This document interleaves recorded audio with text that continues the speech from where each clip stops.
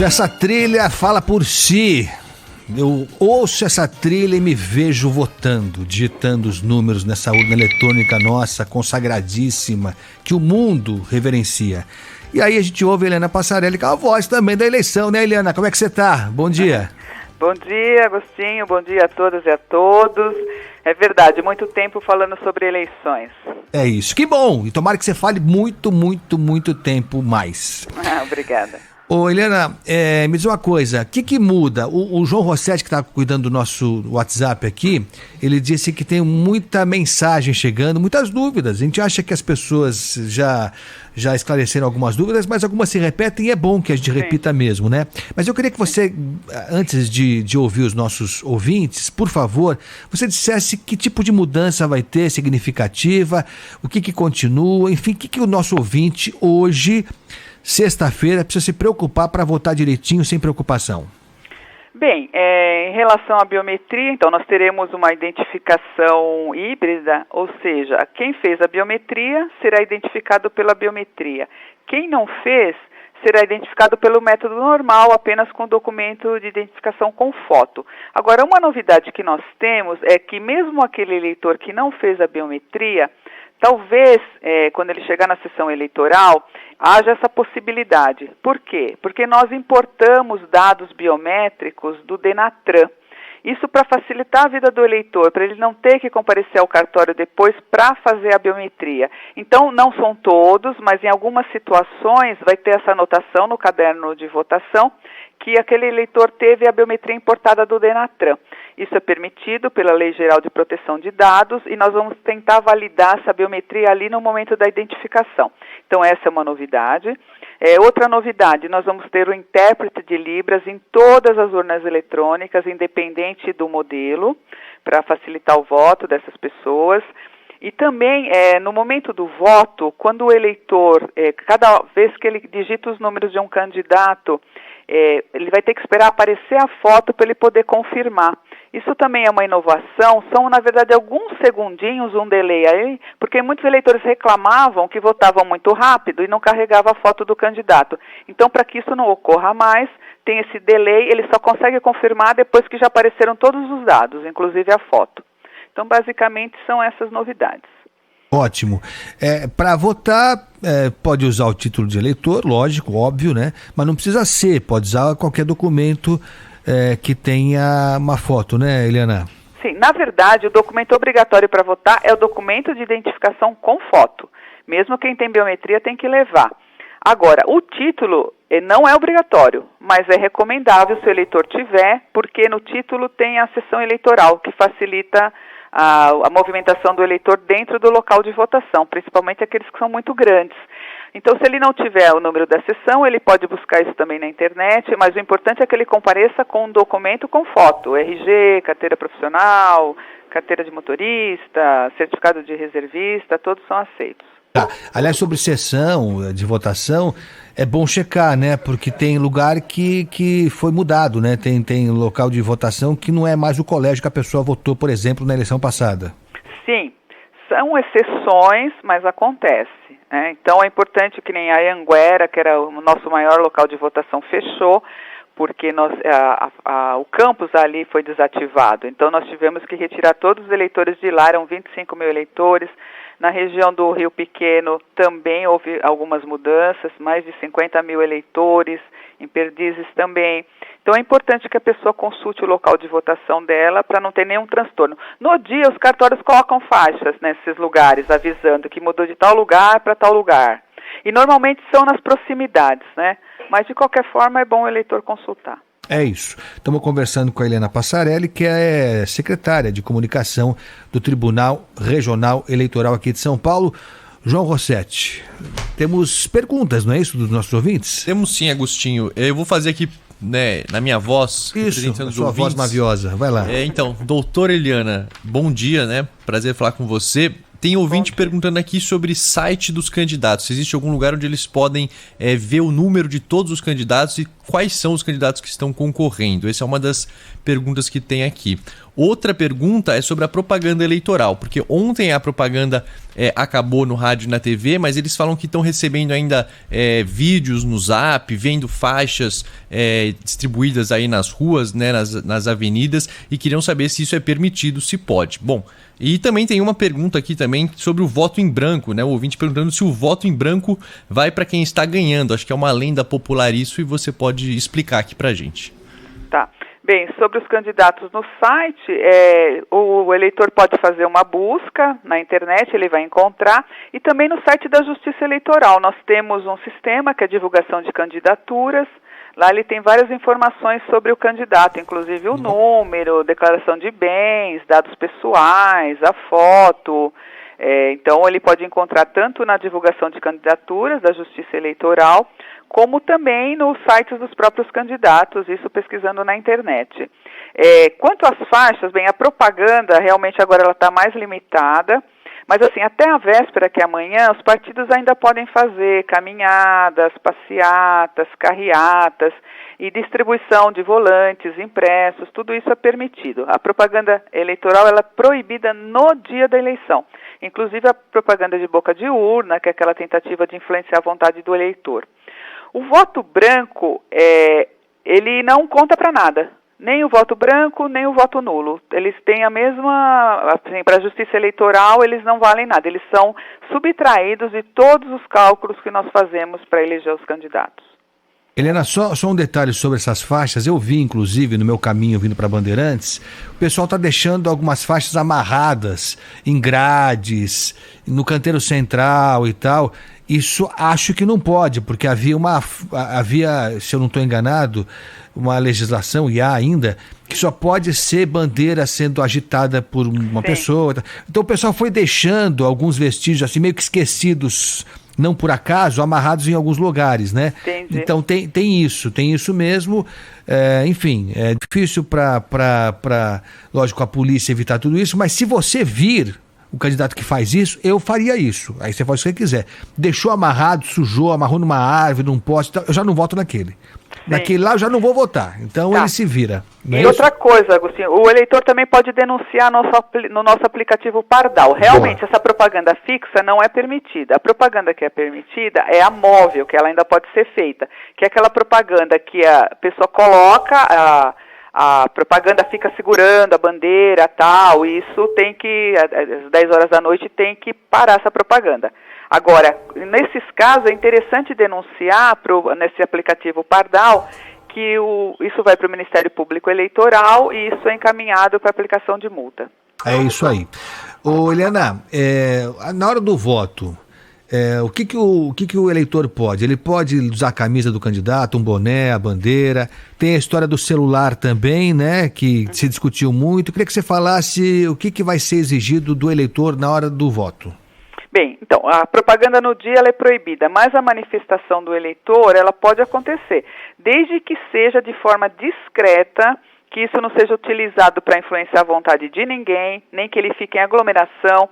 Então ele pode usar uma camiseta, de preferência por determinado candidato, um boné, um bottom, ou até carregar uma bandeira, se for o caso. Mas tem que entrar na sessão eleitoral, votar e sair rapidinho, não ficar em aglomerações, porque isso pode caracterizar a boca de urna. Agora, em relação ao celular, o celular está proibido dentro da cabine de votação. Essa lei é de 2009, mas antes a própria norma do TSE, que regulamenta o que está na eleição, ela era mais elástica nesse aspecto. Mas agora houve uma consulta ao TSE, foi respondida de uma forma a tornar isso realmente o que está no texto legal, que é proibido entrar na cabine com máquinas fotográficas, celular, qualquer instrumento que possa registrar o voto. Isso para garantir a liberdade do eleitor na hora do voto, que ele não seja influenciado, tenha que provar em quem ele votou. Então o eleitor vai entrar, aqui no estado de São Paulo teremos mesinhas ou uma cadeira ao lado da cabine de votação, entrou, deixa o celular lá, votou, é rapidinho, pega o celular, né? Não vamos criar problema nenhum, contamos com a boa-fé dos eleitores, vamos fazer uma eleição aí em paz, segura, né? E com agilidade. É isso aí. A pessoa que, por exemplo, leva uma criança para o local de votação, uma criança maiorzinha, uma criança de colo, ou uma pessoa que tem dificuldade de locomoção, uma pessoa idosa que precisa do apoio de alguém para chegar até o local de votação. Como é que vai funcionar isso na hora de ir para a cabine? Bem, a pessoa que tem alguma dificuldade, uma pessoa muito idosa ou mesmo uma pessoa com deficiência, ela pode ter auxílio dentro da cabine de votação.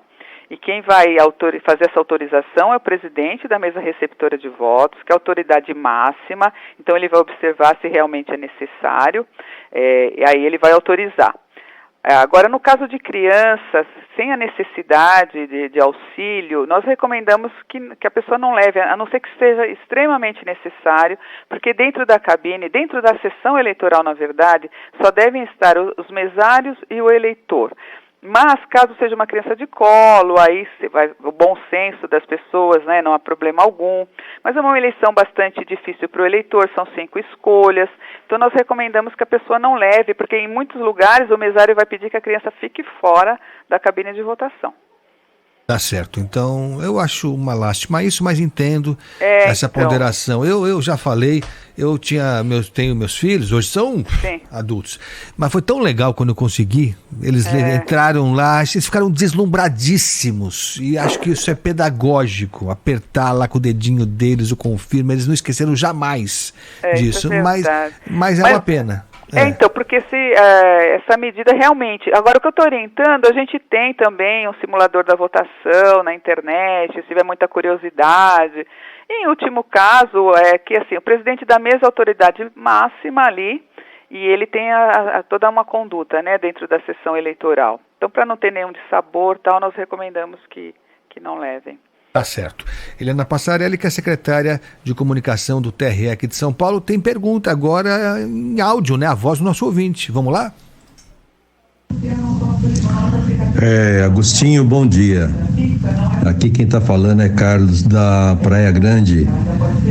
A minha dúvida é o seguinte: me parece que na hora da votação se acrescentou mais um item, mais um detalhe da urna,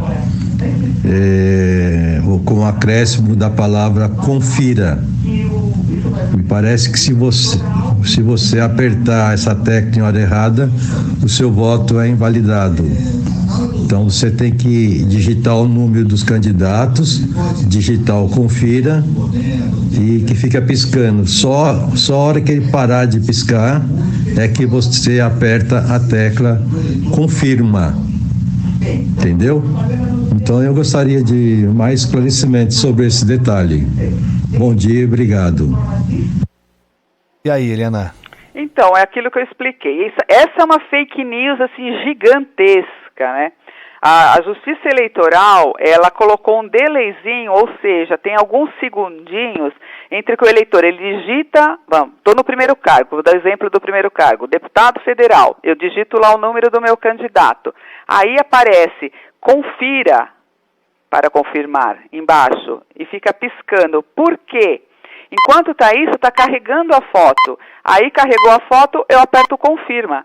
Antes de carregar a foto, eu não consigo apertar o confirma, justamente porque muitos eleitores reclamaram em 2018 que não aparecia a foto do candidato. Não aparece a foto do meu candidato. Então, para resolver esse tipo de reclamação, porque a pessoa votava muito rápido, aí estava carregando a foto, ela já confirmava. Então, ela não via a foto totalmente. Então, foi colocado esse segundo, 1 segundo, 2 segundos.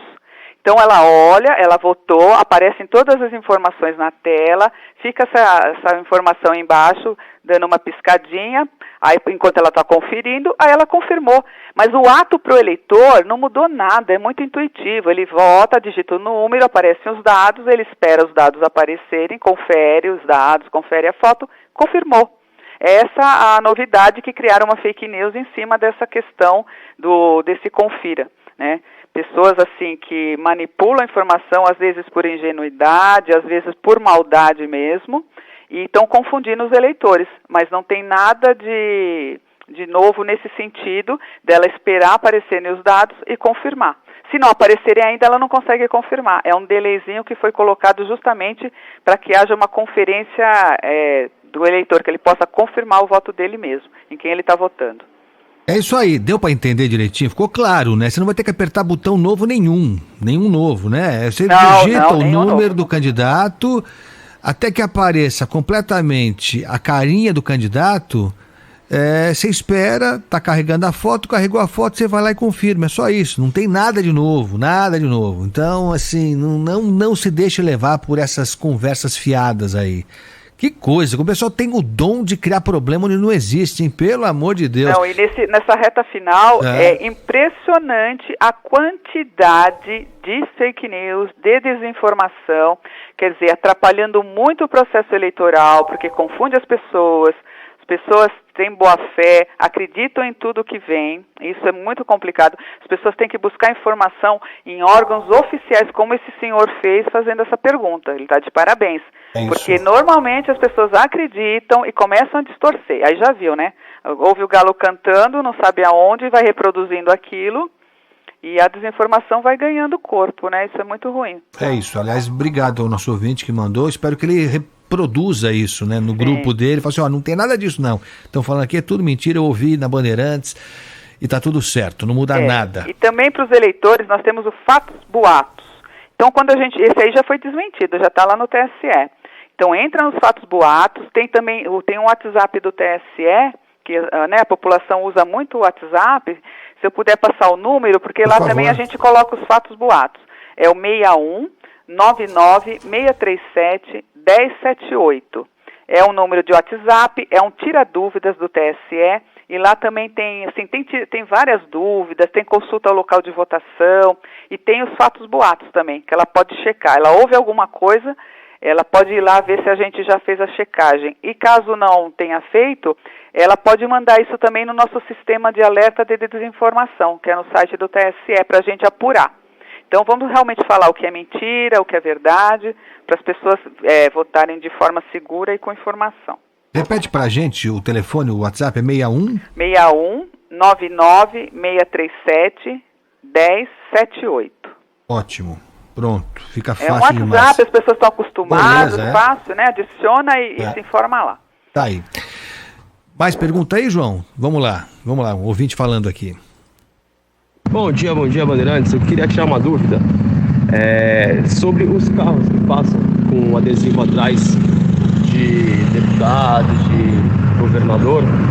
Se pode deixar o carro na frente da zona eleitoral ou alguma casa a pessoa mora na frente, se também é permitido da pessoa deixar lá dentro da casa dela. Deu para entender, Eliana? Deu. Olha, é o seguinte, se o eleitor tem o carro adesivado e vai votar, tudo bem, tranquilo, é o meio de transporte dele, ele vota, vai embora. Agora, deixar propositalmente o carro, esse carro pode ser guinchado. Então, muita atenção nisso. Os adesivos não precisam ser tirados dos carros, eles vão transitar dessa forma. Então, se é o meio de transporte do eleitor, ele vai lá, estaciona, vota e vai embora. Se observarem que o carro está lá há muito tempo, ele pode ser inclusive guinchado esse carro. E os eleitores podem contribuir denunciando isso também para os cartórios eleitorais, para o sistema Pardal. Legal. Mais uma, João, vamos lá. Fazer uma de texto agora também, ouvinte perguntando sobre a dinâmica do e-título na hora de votar, né? Como você não pode mais entrar com o celular na cabine de votação, ele quer saber como é que vai ser essa dinâmica mesmo, de você mostra o e-título pro mesário do celular e aí ele fica com o celular, ele queria esclarecimento sobre isso.